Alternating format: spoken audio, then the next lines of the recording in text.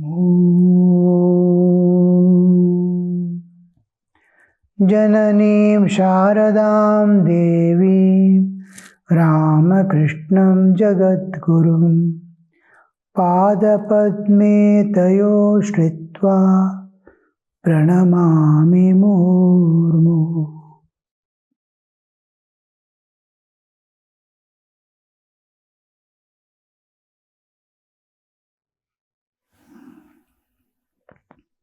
Sri Ramakrishna. One must take up a definite attitude towards God. Then one alone, one can realize Him. Rishis like Sanaka cherished the attitude of Shanta, Hanuman the attitude of a servant, the cowherd boys of Vrindavan like Sridama and Sudama, the attitude of a friend, Yashoda the attitude of mother, and Radha the attitude of a sweetheart. O God, Thou art the Lord, I am the servant. That is the servant's attitude, a very good one for aspirants. The various attitude. Why do we need attitude is, we go into the intimate relationship as we develop the attitude. Any attitude of brother, sister, anything. What is your nature? Your nature decides what will make you to be intimate with God. You have a friendly attitude, motherly attitude. What is predominant in you, as a love develops, it slowly starts manifesting. Most of the sadhakas, as they grow, they develop the attitude of being a child. Lord is their mother and father and everything, who is taking care. Nothing to worry. This aspirant is on the lap of mother and everything is taken care. I am a child, I cannot do anything. You have to do. Most of the sadhakas take this path of being a child, or a few who are like hard, heavy workers. They cannot sit quietly. They will have the strength and nature, their tendency, propensities are such that it wants to run and do something, like Hanuman working for Rama. So these people, if they are left in the world, maximum thing they can achieve is the social service. They run about for the social service, but they don't acquire anything that is bad. They acquire punya karma, good results they will get. Lives after lives, if you go on serving, you will get comfortable life of joy in the next world. But all other things, inevitable, you have to undergo. Because if you take a body for enjoying your punya karma, you have to be in the womb of mother. The ignorant is born as ignorant and born as the lowest caste. Always. Any man born anywhere, even in a Brahmin family, by birth is considered a Shudra. Because he doesn't have any intellect or knows what is good or bad, as the nature keeps. So he is Ati Prakrita when born, extremely natural, like animals and all. So he is considered Janmana Jayate Shudraha. Samskara, when samskara is given, Dvija Uchyate, he is so to be Dvija, twice born. How they, then Shastra Adhyayana, when he begins, he is called Vipra. And when he realizes God, he is called Brahmana. Janmana Jayate Shudraha is considered as ignorant, belonging to the lowest rank of the humans, means maximum animalhood in them. And as he goes to the school and all that, from parents, gurus and all this start, then he's coming to the human level. Then he is raising to the divine level. One who has risen to divine level is called Brahmana. He is called Brahmana. One who is extremely Ati Prakrita, extremely at the gross animal level. Just eat, sleep, earn, and that much life, like animals living, is called Shudra. So, from every human, just as soon as he has taken birth, he is considered as the lowest in the. If you don't see the birth and everything, if you see, but not the Atman concept is not brought into picture. Otherwise, he is divine, wearing a dirty cloth maybe or good cloth, but he is divine. A gold in a dirty cloth or good cloth, gold is gold. When we see the other aspect, spiritual aspect, he is pure and divine. When you see the bodily existence, karmic load he is carrying, then he is born with all limitations and raises to the Brahmana level through realization of the God. He understands what is he, what is this universe, what is beyond. Jiva, Jagat and Ishvara. Complete knowledge he gets, then he is called Brahmana. Brahmajna. He knows what is Brahman, the absolute existence. So here we see that how the evolution takes place. From the lowest rung, we are claiming to the highest rung.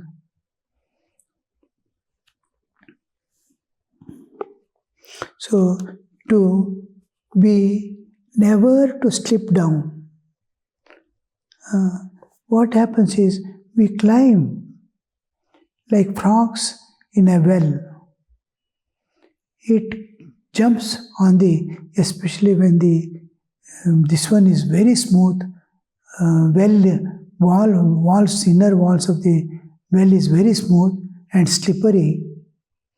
The frogs that climb, they will climb 2-3 steps they will climb, and 1 step they come back, slip down, again jump, again after 3 steps you will see that it has come down by 1 step already. If you leave there itself, it goes on coming down. So we in spiritual life, we go ahead a little and there is a dry period, there is slipping back, again he will climb, again there is slipping back, there is dry period, he is not going forward. These ups and downs will be coming. If you build up a relationship, then it becomes stable. Even if you don't go ahead, you will not slip down behind, because there is a relationship which is binding you to the God. That relationship is holding you. You are holding God, God is holding you through that liberty. You are building up a thing by which you can have a grip. You are holding on God now, and God is holding you. Relationship means I and they are I am holding, he is also holding me. Then it is relationship. Now when relationship is established, by chance I leave also, his grip is there not to allow me to step back. So that relationship, oh God is mine, I have duties to perform, I have got this one to do, I must show compassion to all, I must behave like God, I must get all the natures of God. Slowly he'll be holding on to God. He sees that just like holding on to Dharma. Dharmo rakshati rakshitaha. One who protects Dharma, Dharma will protect him. So if you follow Dharma, you will never slip down. You may not attain anything. For that you have to enter into spiritual life. From the bad company, bad tendencies, we go to the good tendencies. Dushta Jivana to Shishta Jivana. From Shishta Jivana, we again go up. Dharmika Jivana. Dushta Jivana, Shishta Jivana, Dharmika. When we come to the Dharmika Jivana, we will be living a Dharmic life. Nothing happens. You are not getting anything. You are doing all things. Sandhya-vandana, that puja, and you are where you are, not going ahead. Because this is not allowing you to fall down, that's all. It is holding you. If you don't do that, you will fall down. Then, if you want evolution, you want to elevate yourself, you go to higher levels of consciousness, then you have to come to the spiritual level. From Dushta Jivana to Shishta Jivana to Dharmika Jivana to Adhyatmika Jivana. When you enter into the Adhyatmika Jivana, there is evolution and higher. Now, for entering into Adhyatmika Jivana, Adhyatmika, it is my internal relationship. There we come into the picture of having a definite relationship. In the beginning, we will not know. I must develop like Meera, Tulsidas, all saints. They developed a particular relationship with God. And that relationship was what was holding them and taking them across. So you will not slip, but you evolve. Not slipping is dharma, dharmic jivana. To go ahead is adhyatmik jivana. While we are transforming, or we are progressing, or taking a higher level from the dharmika jivana to adhyatmik jivana. For entering into adhyatmik jivana, we need relationship. From Dushta Jivana to Shishta Jivana, I want moral ideals. When I take our moral ideals, then from Dushta Jivana I come to Shishta Jivana. When I bring God into a picture, from Shishta Jivana I enter into the Dharmika Jivana. From when I develop a relationship with God, I am shifting from Dharmika Jivana to Adhyatmika Jivana. We are going one by one steps. Sopana. Here Sri Ramakrishna clearly mentions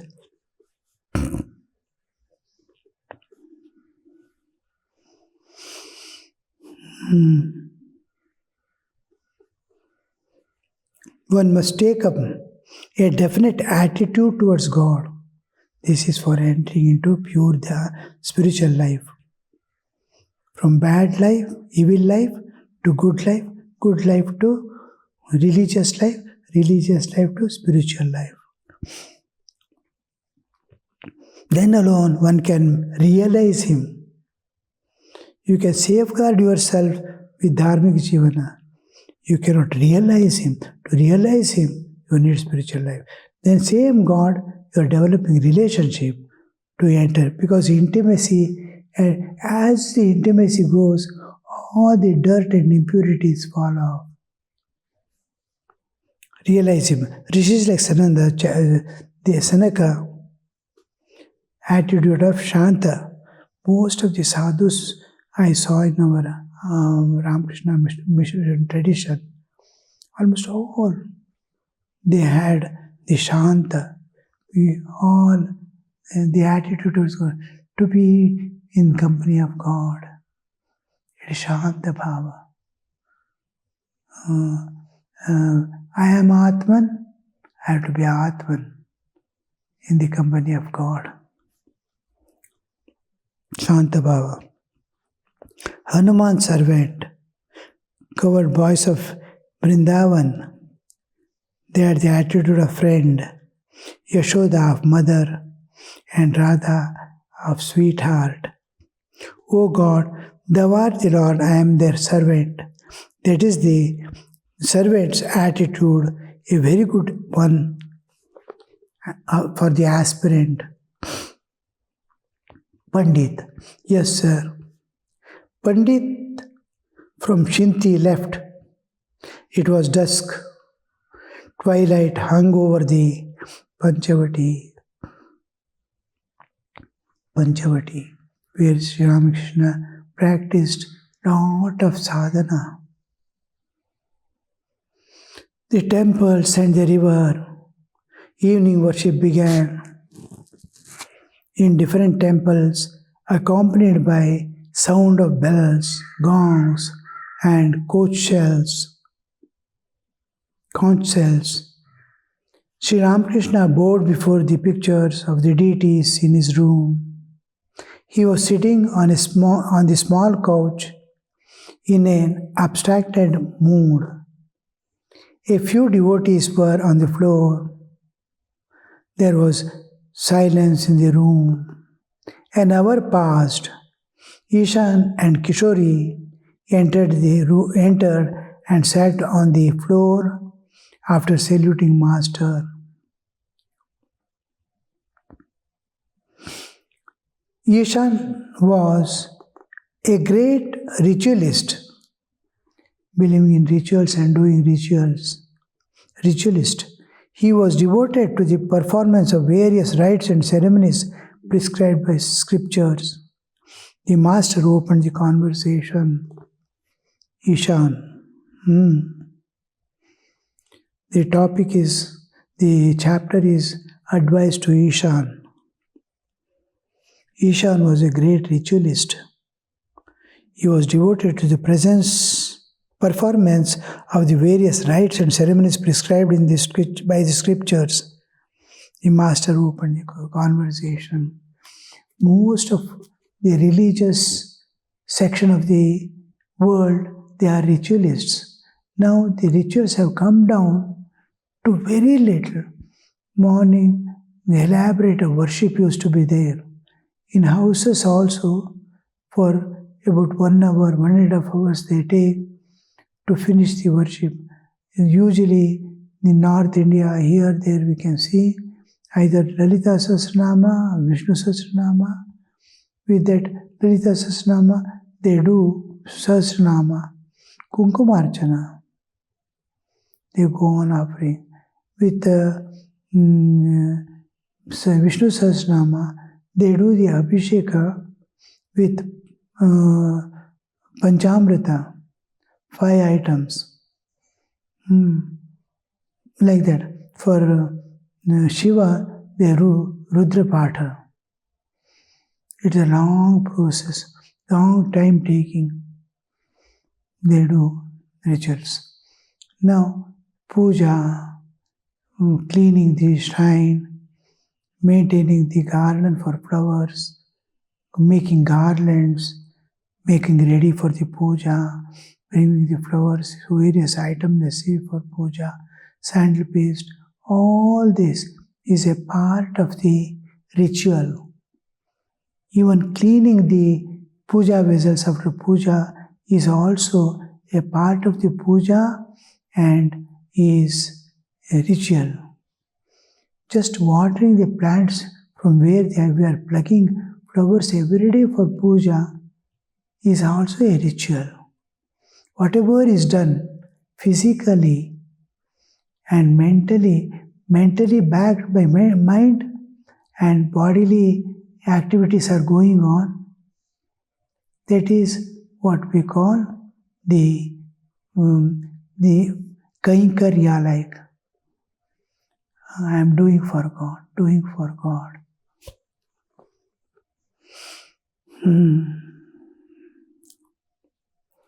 All that comes under rituals.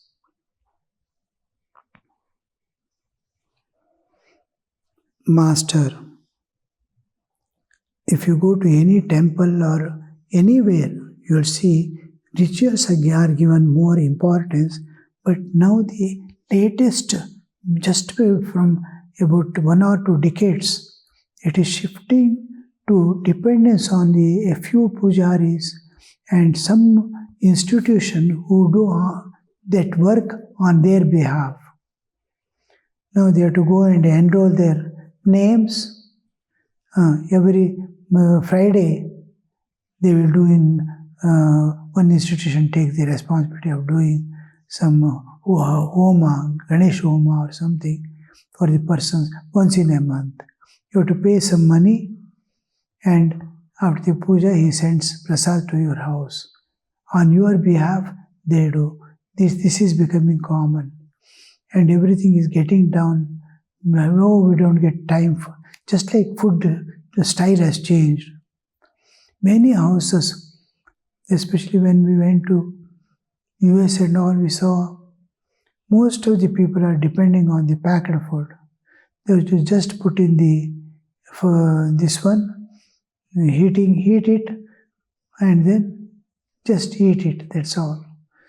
And many people get it from outside. Daily suppliers are there, food suppliers. Nobody wishes to prepare. Oh, we don't have time. They totally depend upon external supplies of food even. In the same way, rituals are being done by someone, some institution, some pujaris, some temples. If you enroll once, every Saturday, suppose you want to get the Ashtotara done, they will do, so many people will do. All the names are read, and one pujari will do together for all those who have paid their name, their sankalpa, and then it is offered to God. You need not go. To that level, rituals have come. How with lovingly gathering so many items, with feeling the full presence of God, how they used to do the rituals. Rituals was only a small medium through which I express my love and gratitude. I express my heart. I share my heart. I give my mind to God through rituals. But now that bhavana has gone away. They pay little money. This is because of the fear. I am not doing that. I may get some bad results. Let someone do for me. That kind of attitude. So Sri Ramakrishna is coming to that point. Perhaps now we'll see conversation. Master opened the conversation. Master, can one attain knowledge of God by merely repeating the word God? Knowledge of God by repeating the word God. God, God I am repeating, or Rama, Rama I am repeating. Will I get the knowledge of Rama? God, God I am repeating. Will I get the knowledge of God? There are two indications of such knowledge. First, longing. They cannot remain without seeing. Just like two lovers, they are separated and gone away from each other for some reason. Now, how they long to meet.